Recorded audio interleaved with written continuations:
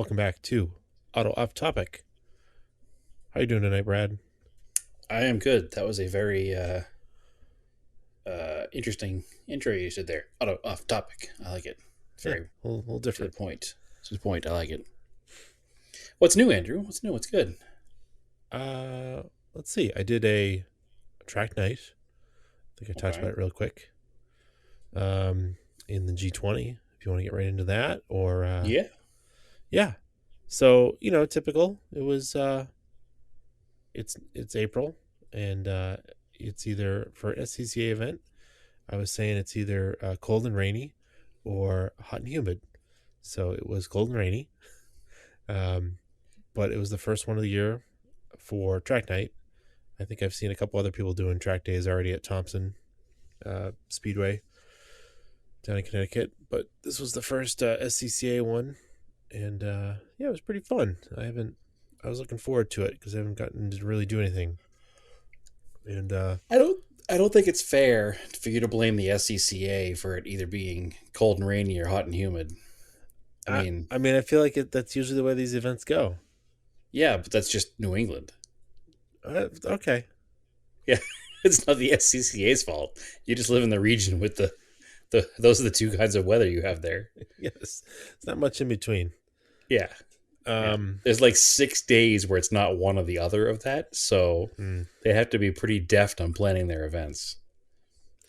It actually it was like on and off. So it made it a little tricky, and you had to be kind of careful. But by the end, it was perfectly dry, which is cool. And it kind of worked out that it's an afternoon event because it was like downpouring in the morning, and Right. then they did send out like track dryers to like blow stuff Well, you off. guys aren't like some mamby-pamby NASCAR drivers. A little bit of rain's not going to stop you. If they're on a road course, they run in the rain. That's true. Oh yeah, we can get to that dirt race too. Yeah, we'll get there eventually. But successful track Yeah, day. uh, Did you win? I won because the car is in one piece, and I drove home. Perfect. I drove there and drove home. Yeah, it's usually Uh, a pretty good sign. I mean, there were some people that had. There was a guy with a Miata. I don't know what happened. He got towed off track, and the wheel was missing. I don't know if he Okay. broke studs or the wheel broke, but I was like, oh, that's a bummer. Yeah, he's not driving home. No, no, they pulled him out to the front. He was waiting for a tow truck. So Yeah, not exactly what you want in your track day. It's supposed to be like casual fun, not competitive, not crashative. well, I think he had a mechanical issue. Uh, Okay. the car was not like the nicest Miata, and I Hmm. don't know what the wheels were like. I don't know, like kind of weird aftermarket wheels I'd never seen before. So So maybe they some broke. just cheap car, some cheap wheel that wasn't up to track day duties. Yeah, yeah. People don't realize the wheels get like flexed. There's a lot of force to the wheels, especially with sticky tires, Hmm. and you gotta have a good wheel. Yeah, especially on a track day. Yeah, but yeah, no, the car is good. Um, I did. I'm sticking with intermediate class because most of the people are better at the point buys, and it's restricted passing to passing zones. If you move up to advanced, it's open passing, which is a little nerve wracking. And most people are pretty good about if you come up on them, they'll let you pass. Or if they come up on you, they kind of hang back a little bit. And when there's a passing zone, you just let them go. Because you kind of, once people realize that you're good at giving point buys, like you're paying attention, they're usually fine with it. Except there was like one or two people that were like being really annoying about it. One guy was like totally riding my bumper, like Just too through aggressive. like way too aggressive. Like, dude, if I make one mistake in front of you, you're into the back of me or into my Yeah, side. that wouldn't be good. It's like super annoying. Like, there's no need for that. Like, go do the advanced class if you want to just pass wherever you want to Yeah. pass. Yeah, the other problem with the advanced class and being in your car is you'd have to be on the mirror all the time because your car, it's not a brand new Camaro SS. Like it's not going to be fast in the straights and you're going to get people catching you often. And if you're an open passing zone, you're gonna have to like be worried about them passing you where they're not supposed to, or where it's not safe. Whereas with point buys and passing zones, you have a little less of a issue with I that. have more control over it because the speed difference is huge. There's no Mm-hmm.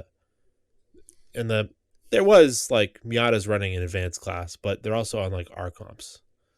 So Yeah, listen, you're a carrying Miata on way our more comps speed.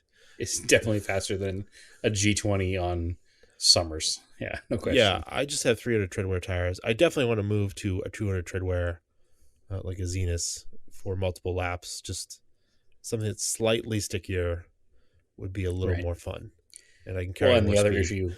the other issue dealing with is you have like 120 horsepower, and some of these new Corvettes and Excuse Camaros, me, and 140. I apologize. Had 140 when new. Now it has about 120. Now it's got 100,000 miles on it. No, it's in Um, quite good shape. I know. I didn't know what the actual horsepower rating was. I'm actually surprised it's 140. I thought it was a Yeah, little less. twin cam, man. Yeah, but I think your 4G63 twin cam non turbo is like 140, isn't it? yeah, it's 140 or 150, something like that. Yeah, So 2 liter twin cam, about the same. same era. That makes And sense. yeah, but like It would probably be fun to have them on track together. Actually. it would be very fun to do like lead fall. I mean, it was Yep. funny because at one point, a guy in I think a 2 series, an M2, or maybe not. I don't know what it was. It was an M BMW, but I'm lost on the new ones. It's not the newest one, but not like Well, there was an M2, and there's also a like 200 something, a 235M or something, which is not an M. it had pretty good body flares, dual tip exhaust, like quad tips, M badges on it, big brakes. I don't know. He was just like feeling it out. Like I caught him through the straights or through the corners. He let me pass, and then I was leading him most of the time. He would definitely catch me on the straights, Yeah, I mean it's a but he 300 horsepower wasn't car probably. looking to pass. So we kind of ran a couple laps like that, and then I was like, "All right, I think you want to go faster now. You kind of can see you can go faster." So I let him go by. But but yeah, that's kind of Right. fun when you get with someone and just do that. Uh, Yeah, somebody who seems to like get your flow.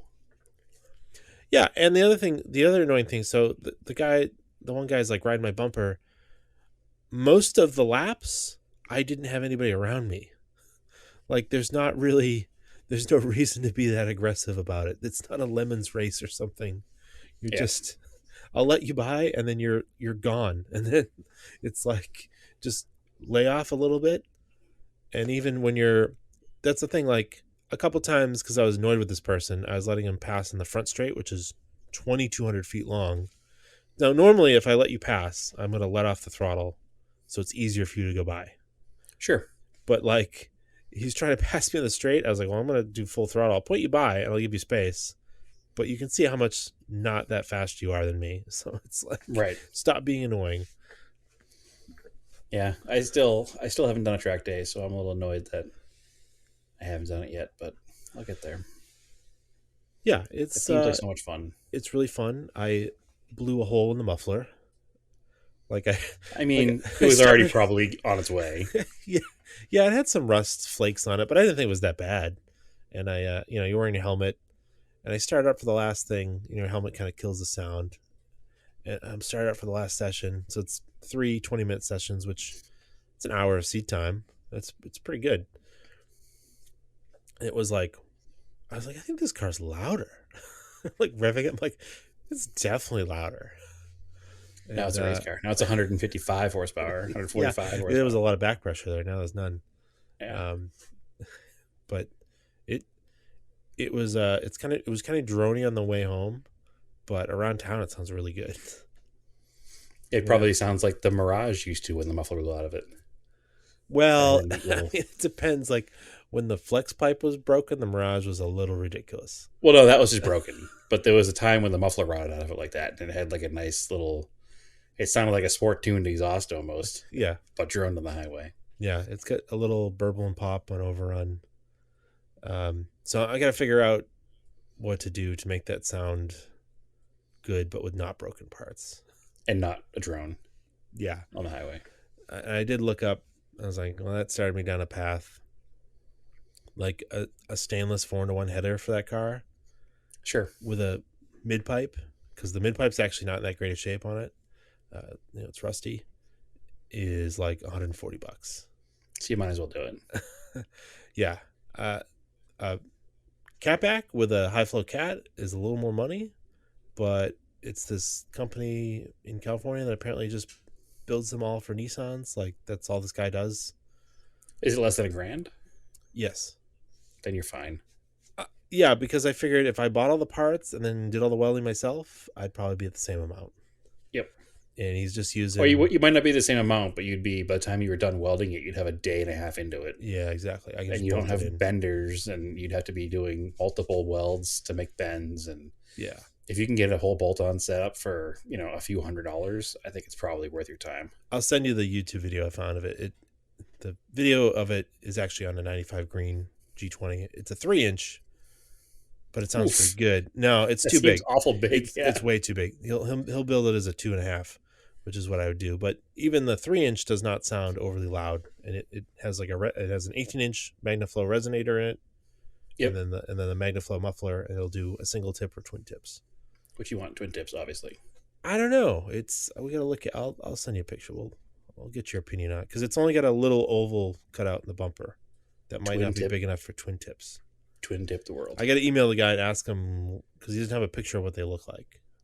Well, it's a Nissan, so you have the heritage to stack them on top of each other. I could probably ask him to do that. Yeah, Yeah, we'll that'll see. be different. So I'm into it. yeah, I'll probably order that in the next couple months because the car needs a sticker in July. I don't want to get a sticker with a big hole in the muffler, even though it's not that loud. Yeah, it gives you time to get to there. So Yeah, I've been told to do a 4-to-1 header on the Eclipse too. mhm. I was told by somebody who used to have a non-turbo 4G that just that setup with the stock catback like awakens the car so much. Yeah. And it makes it sound way better even with the stock catback. Mhm. So Yeah, I think I'll I do may that. eventually do that because it's also like dumb cheap for one with that car. Mm-hmm. So I may want to do that as well. And then I'm seriously considering running silver Enki 92s on it as street wheels, and then just making those 8 spokes, throwing the track tires on those because I could also swap those to the Galant. Right. I And like use track it. tires in the Yankees, but that's me. I don't like them because they're bright silver and hard to clean. Which is why I wouldn't want to run them daily. It's exactly why I want to run them daily because when you run them daily with a good pad, they don't really dust. Okay. When you're running them on the track, they dust like crazy because they're way harder on the brakes. Well, I support silver Enki 92s. I'm actually going to be, that might even be this weekend's project, restoring the ones that are on the Starion because they're going to go on one of the other cars for a while. So Yeah, because then the problem too is when you've got really hot wheels and a lot of brake dust.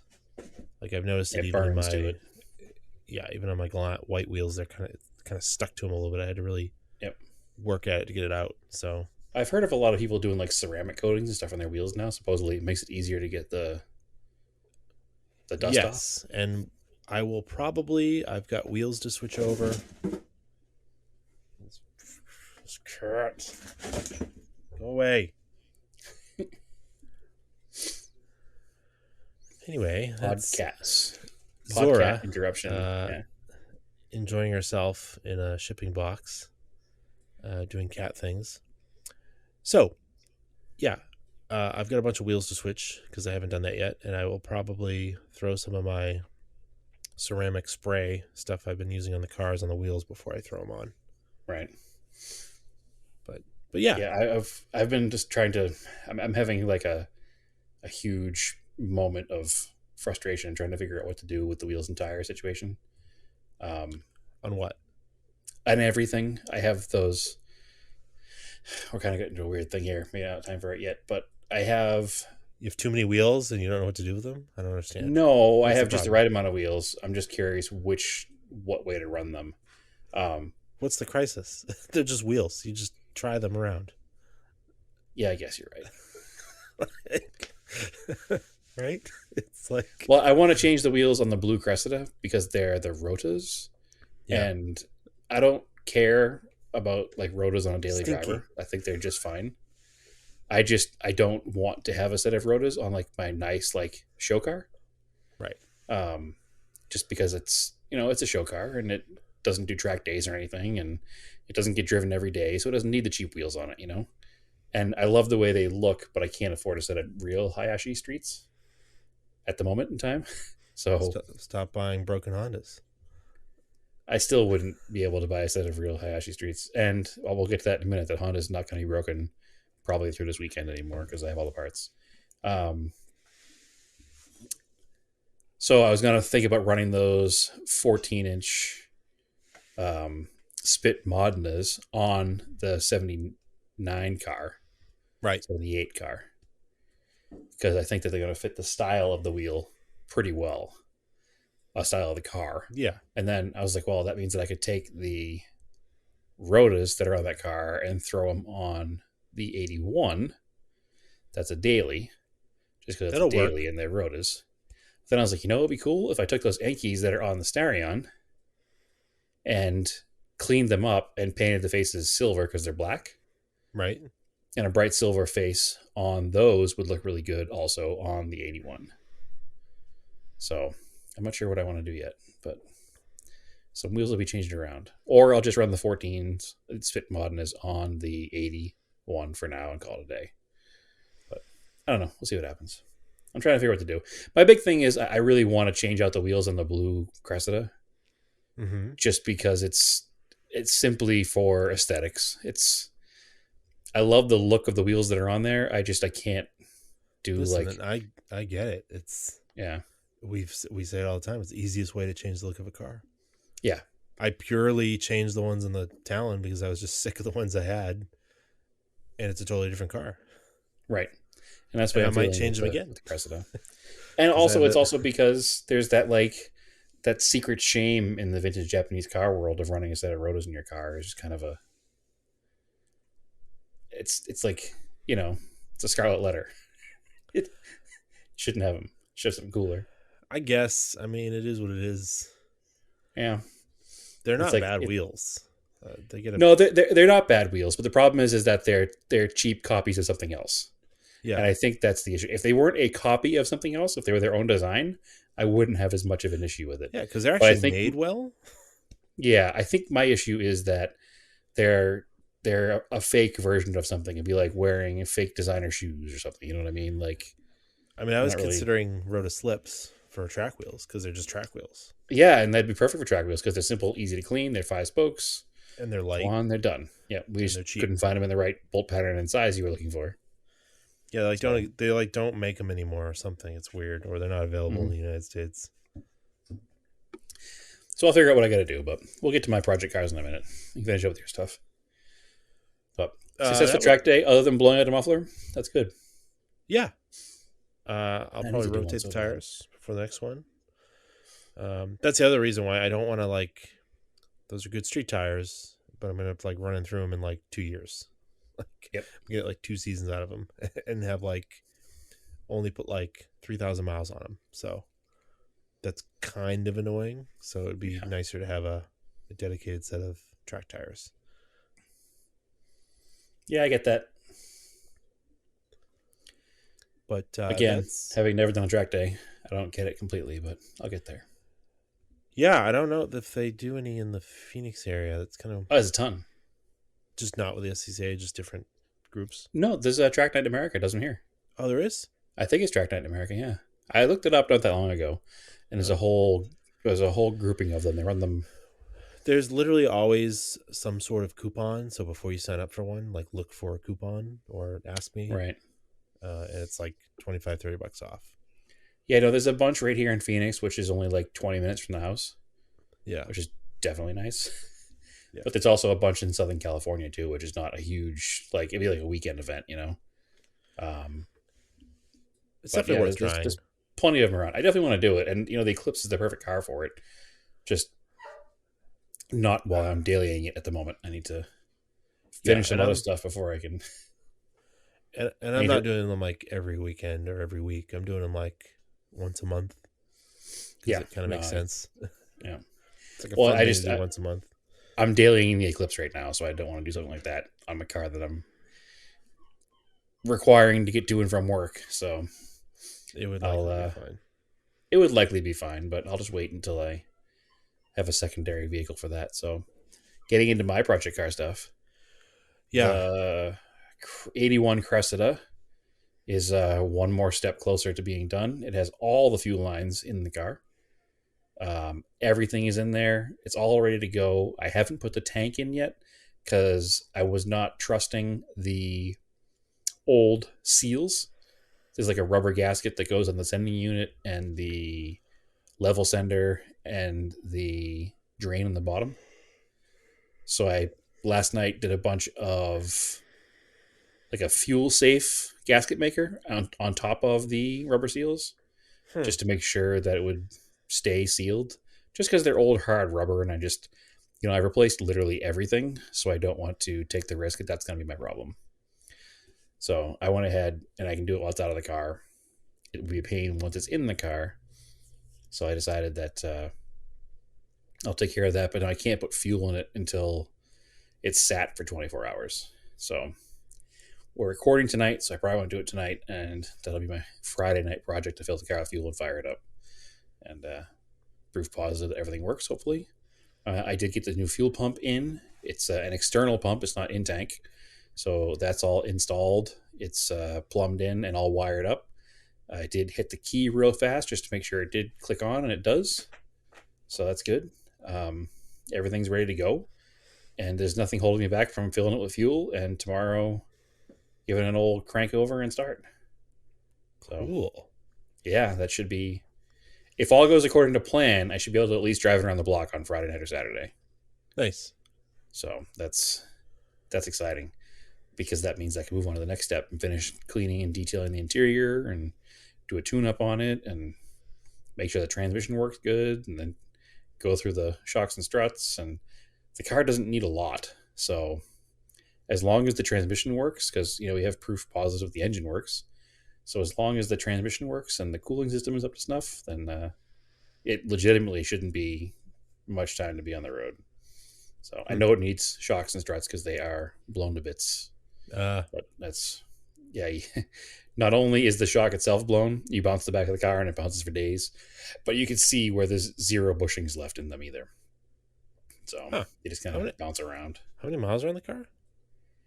120 All right. And then years, yeah. Age. age. Yeah, it's an 81. It's as Is old as it I just am. like it's a live rear axle, so it's just a regular shock with two eyelets? It's an eyelet in the bottom and a nut on top. All right, so that shouldn't be too. That should still be available. Like somebody should have something that fits it. Well, it's fairly universal. Yeah. The one thing that most guys do, and I'll probably wind up doing, is cut some springs out of the car, and instead of putting the factory shock size back in, they use ones from a third gen Camaro Oh yeah. All right. because it's the same shape top and bottom, All but it's a right. All shorter right. All stroke. right. Yeah, but it's a shorter stroke, so you don't have to worry about blowing out All the right. shocks with the lowering ones. So We'll party out back. yeah, and it's not a um, the rate. It's not a progressive rate spring, so if you chop a couple coils out of it, it's not the end of the world. So Yeah. chop a couple coils out of it, put a new shock on there, and be good as new, and it'll be low and cool for free. So Cool. that's what most Cressida guys do. Same with the front, and do new strut inserts that are shorter. I forget what exactly it is, maybe MR2 or something. I think I read about. Hmm. I'd have to reread it, but it's the cheap, quick, dirty way to do it. I can buy a bunch of nice parts, which I might eventually do down the road. T3 makes everything for the car. Techno Toy Tuning, which is the same setup that's in the blue car. They make the whole shebang front and rear for that car, from the panhard bar to the adjustable coilovers in the front. So maybe eventually I'd do that, but I think for now I'm just gonna chop the springs out of it, put some new shocks in it, and run it. So Make it look cool. Be a teenager, it's all good. It'll be fine. It's not a track car. No. It'll work. I mean, honestly, the suspension in the Sapporo and the Blue Colt is exactly the same. Just cut springs and run it, and they're fine. I would never recommend heating springs, but cut springs are fine. So, Yeah. Get out the old cutoff wheel. yep. Same one I used for cutting open the compression fittings in the fuel lines. Hmm. It'll work just fine. Isn't that a cool But trick? For yeah, it works really well. I don't know if we talked about that, but I used that same trick you used on the Montero because you couldn't get those fuel lines. And, you cut that compression fitting off and as a standard, like, hose nipple under there. Yep. Put a fuel injection clamp over it, and you're good to go. I mean, I wouldn't use it on like a modern car with direct injection and 3,000 psi, but on an 81 Cressida with a 38 psi fuel pump, I think I'll be fine. You'll be perfectly fine. Yeah. Montero's So been just fine. yeah, no, Ron, Ron, I'm excited. Ron's Sterion's gone many miles.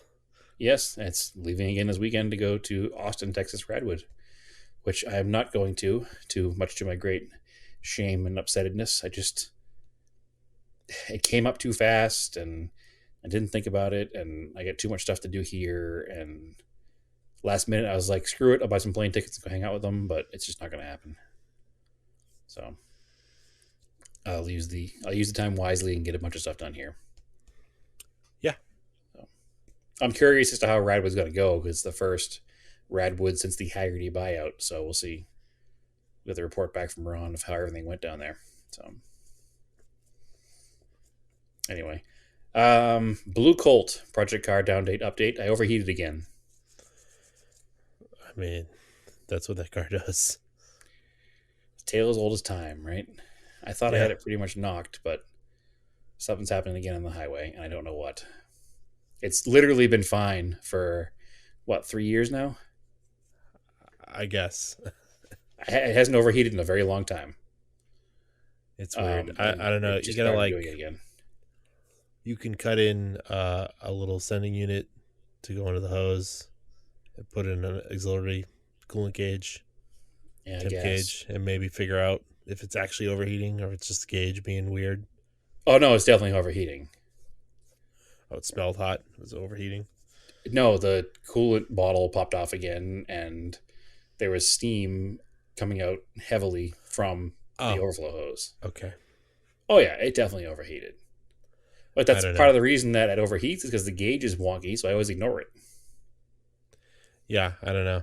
I don't Yeah. know. It's a weird flow issue or something, or It's just a weird enigma. It doesn't happen for years, and all of a sudden it's an issue. And the car is fine around town. It's only on the highway after an extended period of time. I can go 15, 20 miles on the highway. It's after like mile 23 where it's like, nope, now we're going to get hot. yeah, I don't So know because I think we did a water pump on it too. literally have done a radiator, all of the lines, flushed everything out 100 times, and a water pump and everything. And there's no old components in the cooling system save for the heater core, but we've proven that's not clogged by flushing fluid through it. So Yeah, literally everything is new. It just doesn't make any sense. And again, it hasn't been an issue until all of a sudden it's an issue. So I haven't fixed it yet. I mean, I fixed it in the side of the road just like last time. It's funny because it happened and I was on the highway and I was one exit from where I was going. I was like, crap, I got to pull over. So I pulled off and just happened to be in a Walmart right there at that exit. So I was like, oh, perfect. I can go in there and get water and stuff to top this thing off with. And I'm sitting there waiting for it to cool off. And then I said, you know what? This thing just overheated 2 weeks ago.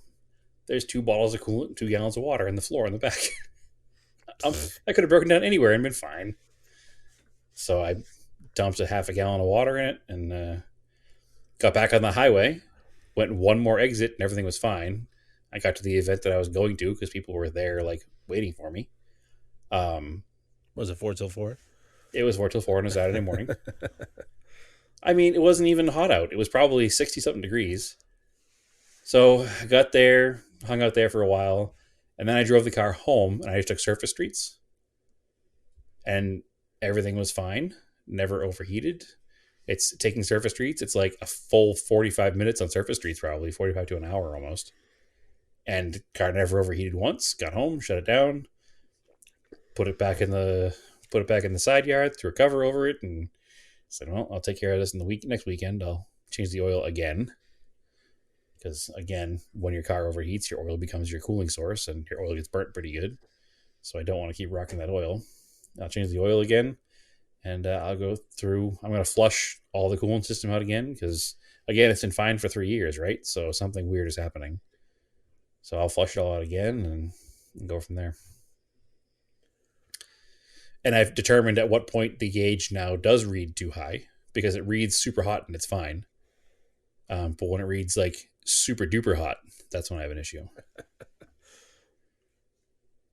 When It the goes gauge, when the goes to gauge is at 11. the, yeah, when the gauge is at the top of the red zone, I have literally taken a, infrared thermometer, and the upper radiator hose is 190 degrees, and the bottom radiator hose is 190 degrees in the top of the red zone.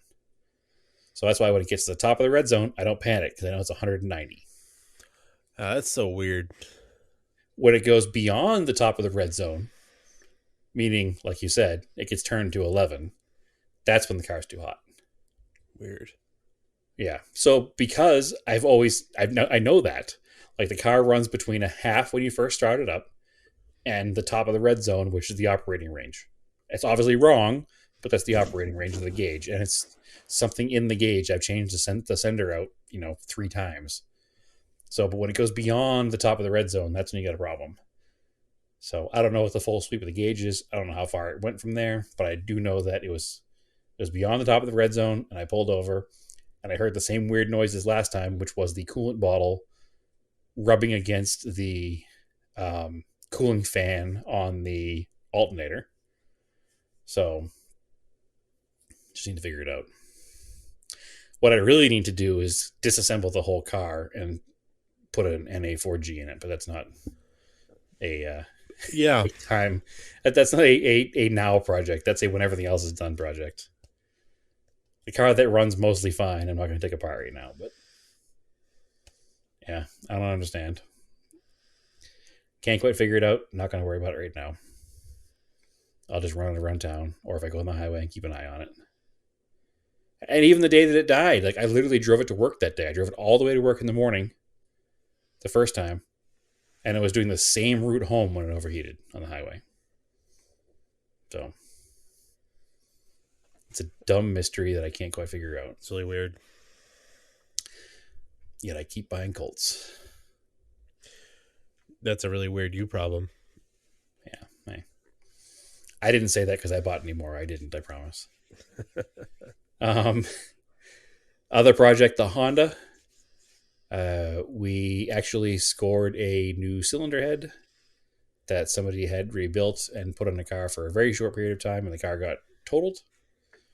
So I have an almost 0-mile cylinder head that I got for a very cheap price. So that car will be put together hopefully pretty soon as well. So all good things happening in the project car front. So then I'll have that for a daily, and I'll be able to maybe do a track day in the Eclipse. There you go. Yeah. Once I get wheels for the Eclipse, because I definitely cannot do it in the factory wheels. Nope. Any other project car updates? I haven't done much else. I've pretty much just been working on the yellow Cressida. Well, kind of beige Cressida, I guess. I mean, that was a lot of stuff, so it's pretty good. Yeah, I haven't. Again, our friend Jordan, who's been on the podcast a few times, he was talking to us, I don't know, a year or two ago, and he was saying like he likes to go outside and do an hour's worth of projects at least each day on a car. Just take that unwinding time and do something, and you get a lot done. And I've been kind of living that philosophy lately, and it's amazing how much you get done doing that. Go out, work on something for an hour, or more if you have the time. But if you don't, give yourself that hour, and Mm-hmm. before you know it, at the end of the week, that's 5 hours of time worked on something, and that's you get a lot done in that time. So when we finish this podcast, I'm going to go outside and I'm going to finish buttoning up some more of the bolts on that car.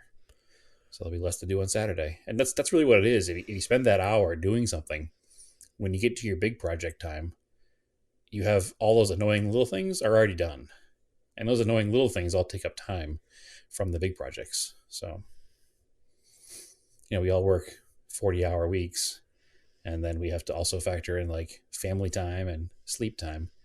We don't always have tons of time to work on cars, so it's nice to get that little bit of time in.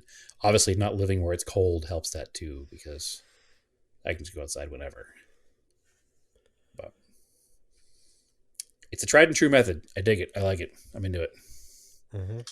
But yeah, that's it for project cars for me. Cool. So speaking of track days, what'd you think of that dirt race, Bristol? It was better than last year, I thought so too. and last year Um, was good. I was entertained. I don't know. There's like, it's just like sports radio. You see all the people that complain about it after the fact. I Like, didn't see a lot of geez. complaining about it. I mean, I saw a couple of drivers that complained about it, but they're whiny. Most of the drivers had a good time. It's fun to watch.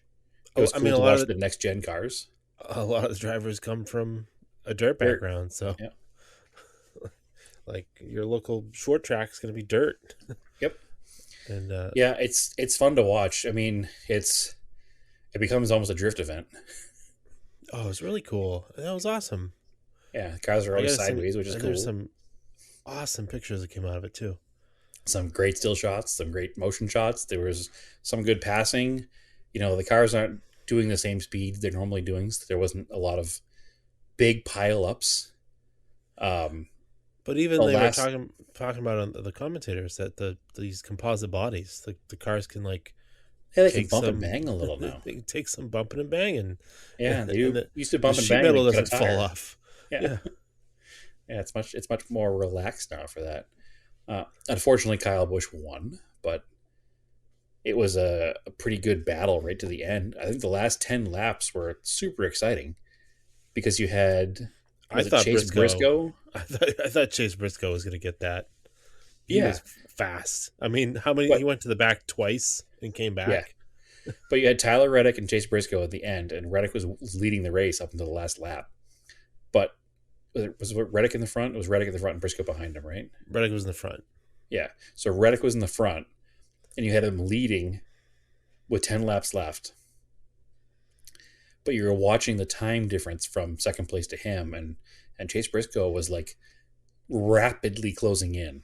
Mm-hmm. And I think if there was one more lap, the whole end of that race would have been different because it came down to literally the last corner.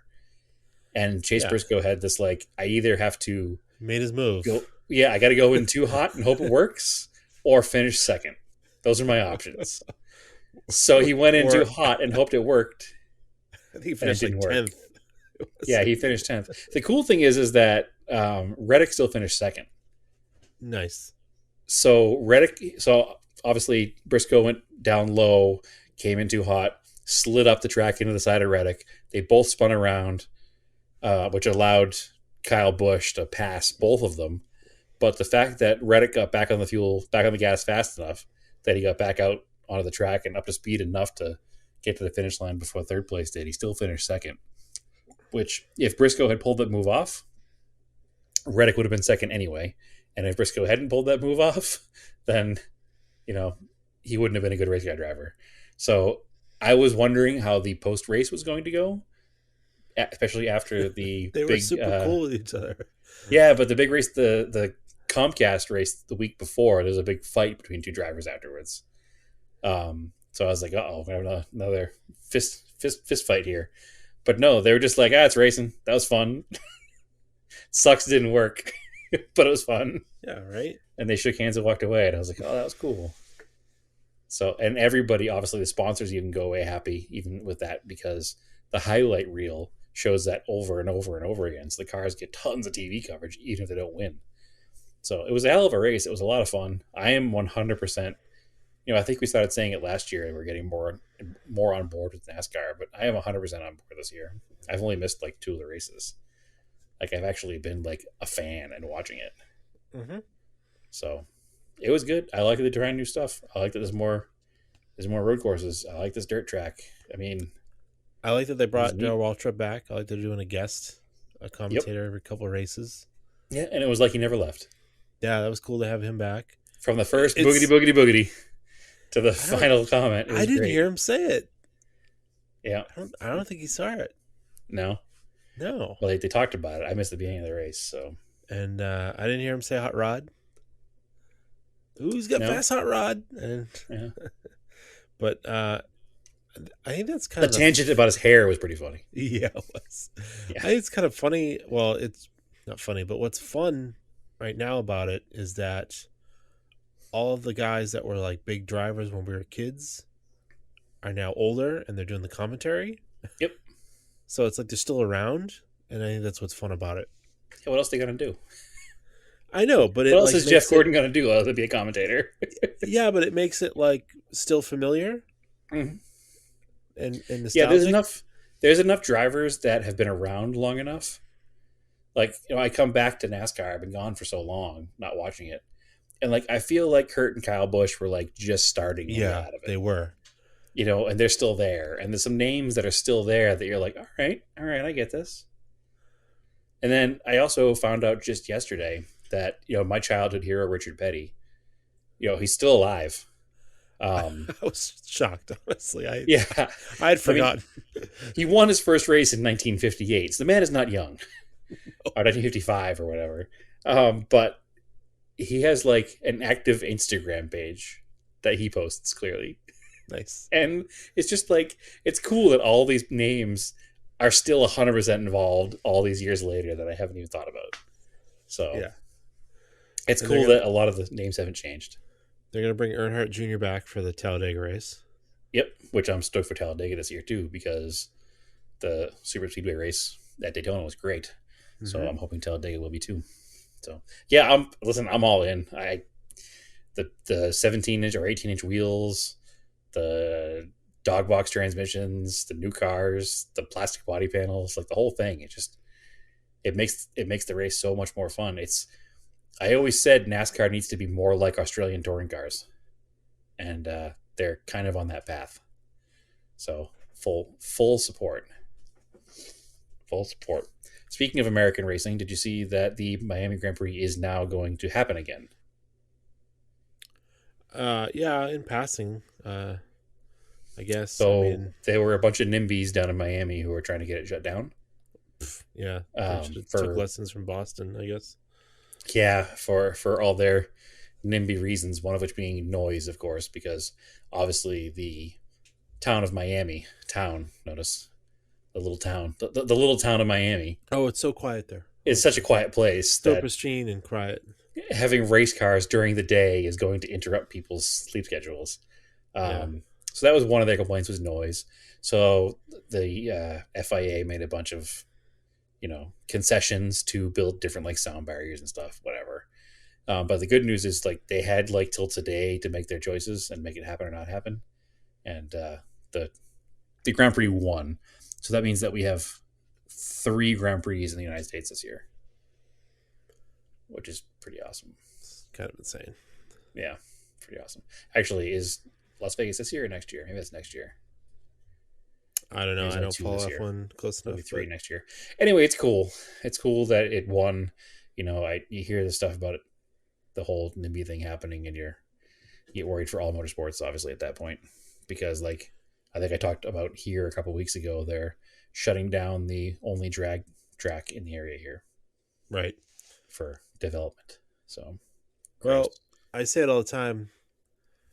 15 years ago, there were some racetracks, and if you told me that there would be more racetracks 15 years later in New England, I wouldn't have believed you.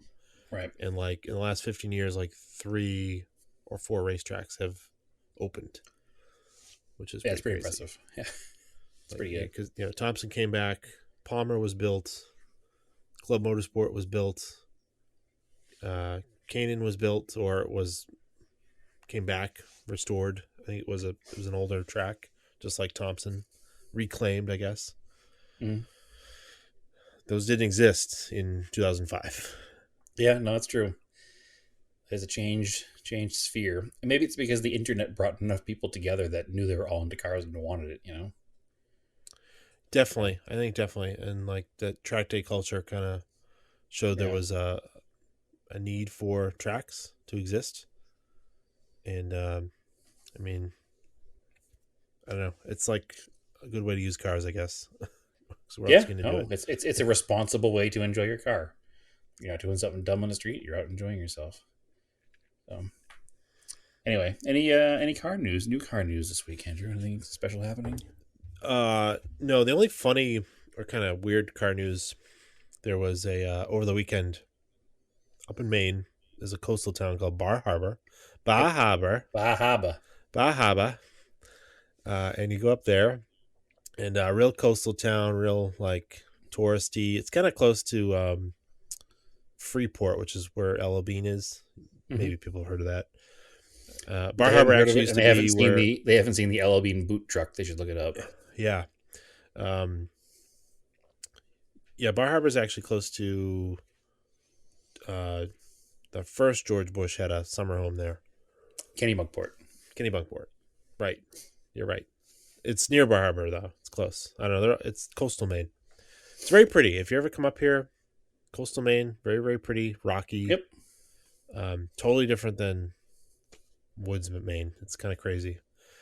But anyway, It's also very different on the coast in New Hampshire or Massachusetts. Like it's just a whole different yeah. world.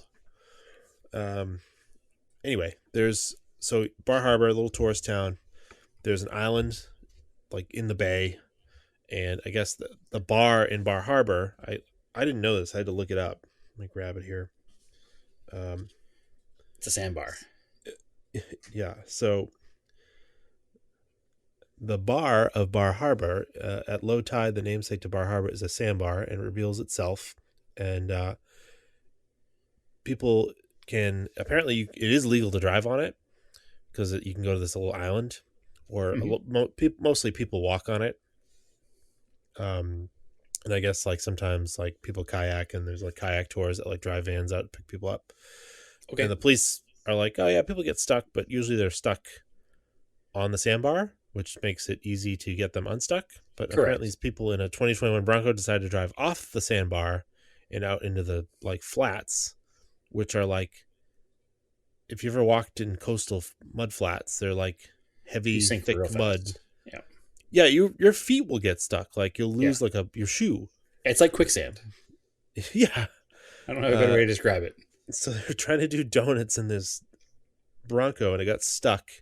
And the tidal swings are 12 feet Mm-hmm. in this area. So naturally, the thing was underwater for like 3 days. Yeah. It went through 3 cycles of high tide, low tide. Yeah. Yeah. So this All is from done. the Bangor Daily News here. Uh, let's see. Initial attempts to drag the SUV from the mudflaps were unsuccessful, so the towing company had to take a more dramatic approach.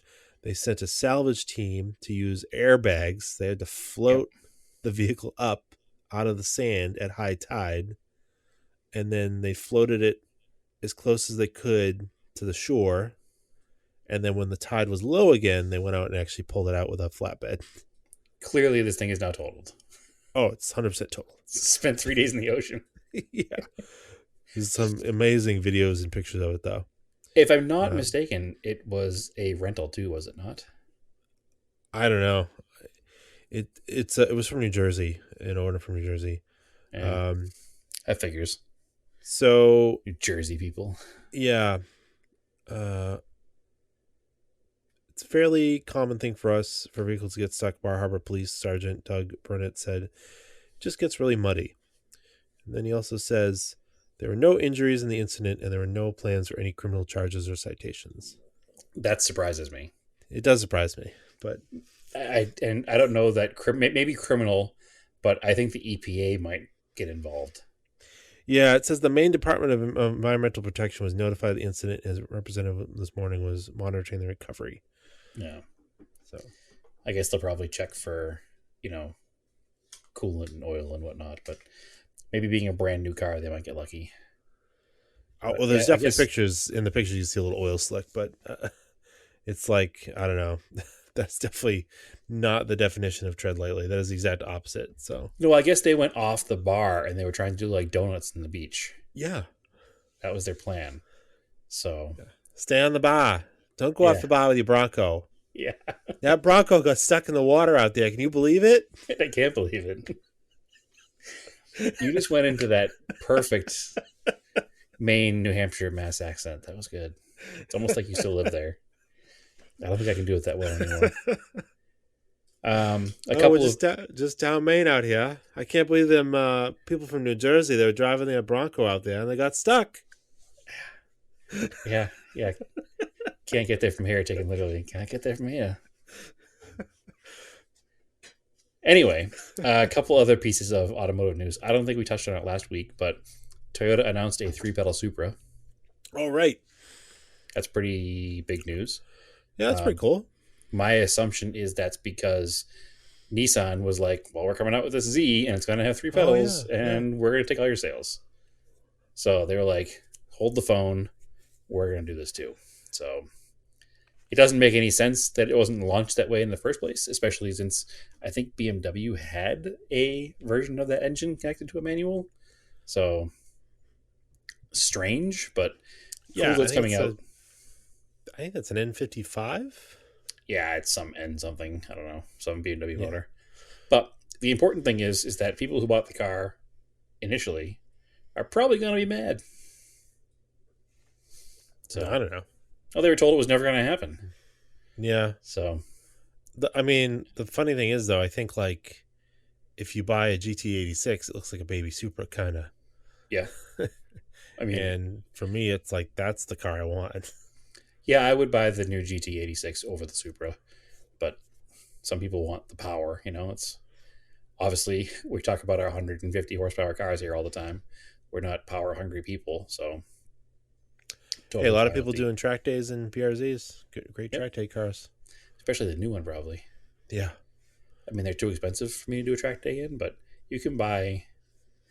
You can be into an early um, BRZ or what would they call it? FRS FRS.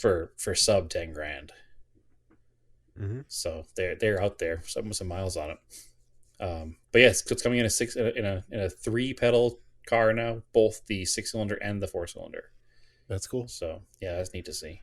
What else did I have? Also, the most annoying thing about that new Tesla, that yoke steering wheel. I don't know. The Tesla Plaid has a yoke steering wheel, Yeah. I know. so it's like a Knight Rider kind It's of like I know it's super dumb. super dumb. It's But like an F1 steering wheel, but an my F1 car has biggest like a 1.5 turning radius. my biggest fear with that was that other manufacturers are going to be like, well, we need to take sales away from Tesla, so we're going to start putting yoke steering wheels in our cars. I just want a good wheel that doesn't whiff off the window Without the window while I'm driving. Yeah, if you have not watched, I think you should leave. Yeah. That's a reference to that show, and that show is. I assume that if you're friends with us and listen to us, you probably have a similar sense of humor, and you'll enjoy that show. Or Yeah, not. I don't care. or not. I don't care. We enjoyed it. Anyway, Lexus announced that their new RX, the SUV, in the electric version, is going to have a Yeah. yoke. Ugh. Right. Thankfully, it's going to be optional, but still, it's going to have a yoke. Have you ever? There's a great video of our friend Ethan Tufts driving a kit car replica Okay. with a yoke steering wheel, and he's like, "It's terrible." Like, how do you Oh, Kit like Knight Rider. kit like Knight Okay. Rider? Yeah. Like, I heard Kit car replica, and I was like, replica of what? A Cobra? But Kit. how do you park car. it? You can't say Kit car because Kit is the good guy and car is the bad guy. I've never seen the show. What kind of I 80s never kid are actually you? watched it. I just know it from pop culture. So KITT is the Knight Industries 2000, Okay. KITT. Okay. And KAR was the evil version of KITT. And it was KARR. I do not remember what it stands for because I'm not that big of a fan. I was more Um, of a Chips. That's what I liked. the Chips is before our time, though. Knight Rider is Yeah, but our Chips was time. on in syndication when I was a kid, so I would always watch So is it. Knight Rider. But I never liked it. I like Chips better. Yeah, Chips no, was I way was never a cooler. huge Knight Rider fan Yeah, either. I just Chips happen was to way know the cooler. facts, and I definitely I agree with you. Chips was on at like 2:30 when you got home from Right. school. Yeah, on USA Network Mm-hmm. or TBS, one or the other. Probably I USA. think it was USA. I blame Chips for my love of terrible '70s cars because Oh, they were fodder. They were like cannon fodder in that show. So many cool '70s cars were just rolled over pointlessly and driven in the back of hay trucks that spontaneously combusted every time. what was So many of them. what was his partner's name? Was it John It was Poncherello and John? Frank Poncherello and John. Crap, John. Anyway, John always wore the yellow gloves, right? There was Well, they both wore gloves because they rode motorcycles. those yellow work gloves, like kind of looking things. I don't remember specifically. All right. There was literally a guy using those as like driving gloves, and I was like, those like heavy leather Like gloves. the ones that like linemen use. Yeah. Nice, into it. Okay. Whatever works. Yeah. Yeah, there were so many episodes of that show where they just destroyed countless cars. Like, Oh, there's no such thing as a rear-ending accident. You roll over, you flip and roll over the car in right, front if of you you. rear end somebody, you launch through the air like Evil Knievel. Yeah, it was definitely over the top. It was not a good show, but I was into it for the Oh, it was cars. a great show. I do remember an episode that might also say something about my like love of rally and stuff in the future because there was a episode where there was like a British car club that was doing a TSD, and one of the guys involved in the TSD also happened to rob a bank during the TSD. So they were We trying take a to like, time allowance for the bank robbery. yeah, they were trying to catch this guy in a blue MG midget with flames on the side, and those images are still in my head to this day for some reason. But yeah, maybe that's why. You guys get Maybe lost. No, we robbed the bank. maybe it all comes down to Chips. My love of '70s cars and TSD rallies. We'll have a So freeze frame at the end of this podcast. yeah, we. Like laughing. I can't do it. I tried. I can hear it in my head, but I couldn't replicate it. Sorry to the entire audience for that one. Anyway, I think that's an episode, Andrew. What do you think?